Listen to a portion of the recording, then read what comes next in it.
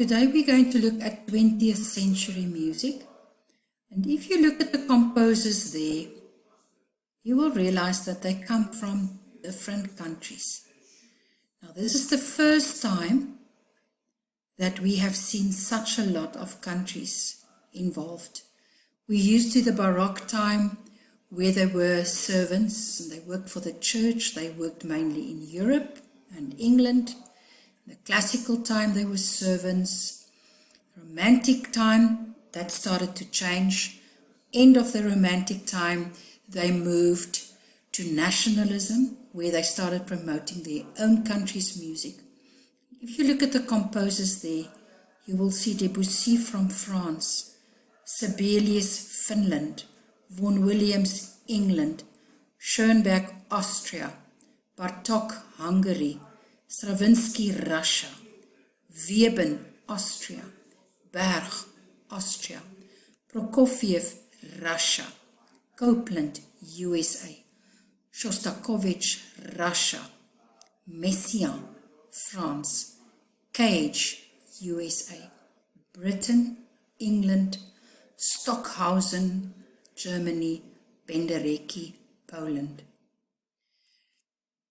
Now, it started roughly in the 1910s and it ended, of course, 20th century, 1990s and on. Now, Debussy is very, very early in this 20th century music, but we know that we're busy with Impressionism there, and he was quite important in that time. Also Ravel. So Ravel, his name is not even here, but we know that we're going to study Ravel as well. Now, if we look at the music of this time, we see very important words there. They explored, they experimented, and this led to new trends, new techniques, new sounds. All of which makes this one of the most exciting periods in the history of music. Now, in the past, in the Baroque, we could say this is the characteristics of this music. The same with classical. We could say this is now what we will hear in classical music. The same with romantic. We could say this is what we heard in romantic music. But look at this little block there. All the different styles that we found in this century. Now let's start again there. As each new trend has appeared, so has a new label been eagerly found to describe it, resulting in a bewildering array of isms and alities. As we shall find, most of these share one thing in common, a deliberate reaction to the 19th century romantic style. So we can actually say they're anti-romantic, most of them. The most important trends and techniques we see there. Impressionism we're going to do, nationalism is important, jazz, polytonality. Poly, you know from biology, more than one tonality.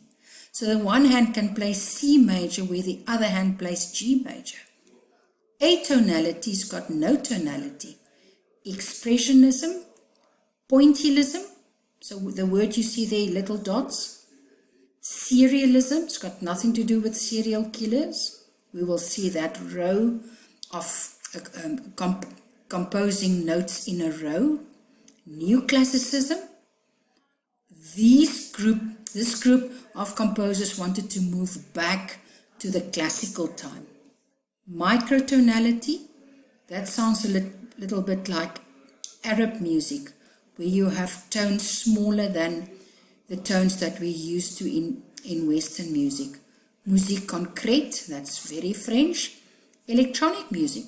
Now they could use electricity to produce sound. And this is the first time in the music history that we now see that electricity is involved.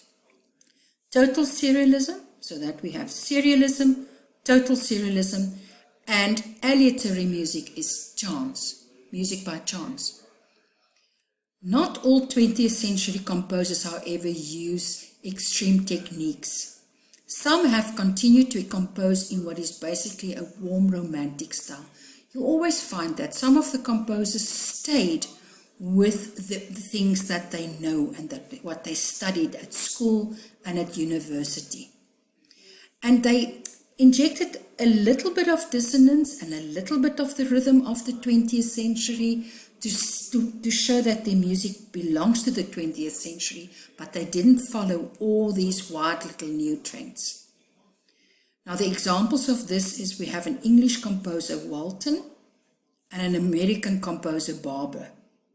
And there are other composers who defy classification according to any label, unless it be that of traditionalists. So traditionalists, they stayed within their style.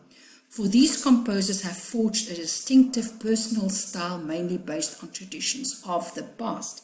Such a composer is Benjamin Britten, who has avoided following any fashionable trends and has instead continued to work with basic and familiar music materials. So he stayed in the style that he knows. These he molds and presents in new, frequently surprising ways, achieving results that are fresh, imaginative, and deeply sincere. Among his finest works are the Serenade for Tenor Voice, the opera Peter Grimes, the Spring Symphony, and the War Requiem. Whereas the music of each earlier period may be identified by a single overall style, common to all composers at that time, the many different trends followed by the 20th century composers result in what is really complex mixture of style. So what they usually say there is that in Baroque time, all the composers of the Baroque followed the same melody, the same harmony, the same rhythm, the same timbre, the same with the classical and the same with the romantic. But this didn't happen in the 20th century era. The four main ingredients you have to know for Friday. We're going to write a test on this. I want you to tell me about the melodies. So the melodies can have wide leaps, making it quite difficult to sing. Chromatic notes, so we know a chromatic note does not belong to the scale. Dissonant intervals, making it angular and spiky. It can be short and fragmentary rather than long and winding. So it's not long and winding like the Baroque. Glissando is a word that you studied last time.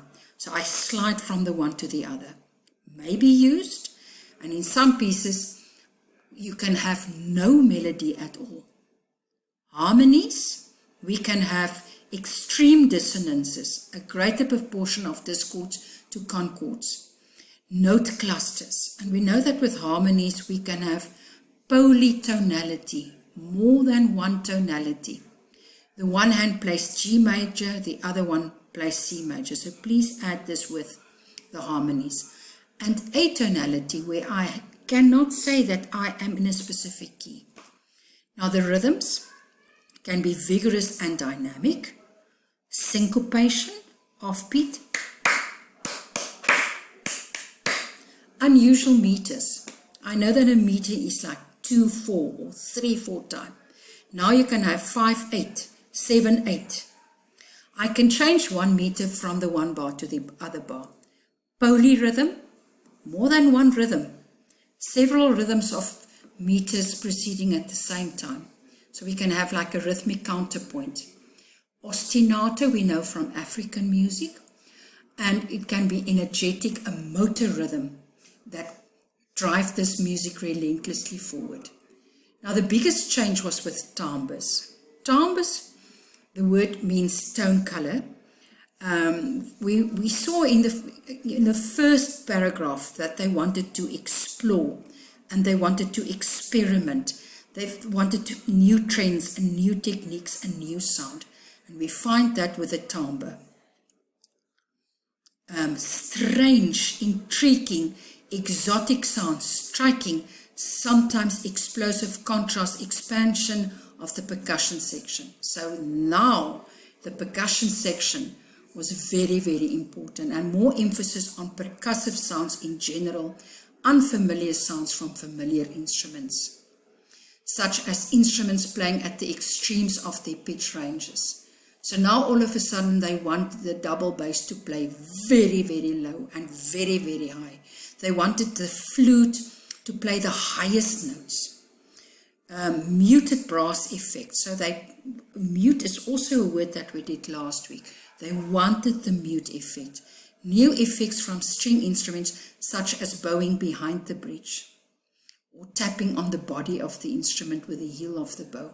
Things that you would never find in other times of music. Totally new sounds on instruments. They also experimented with sounds on the piano where they put metal nails and things on the strings to get that percussive sound. Now for the first time they could use electricity, so they could use tape recorder where they taped the sound and played that back with that effect that you had. So for Friday I want you to know the fingerprints of the 20th century and go through your composers, because I'm definitely going to ask you some of these composers.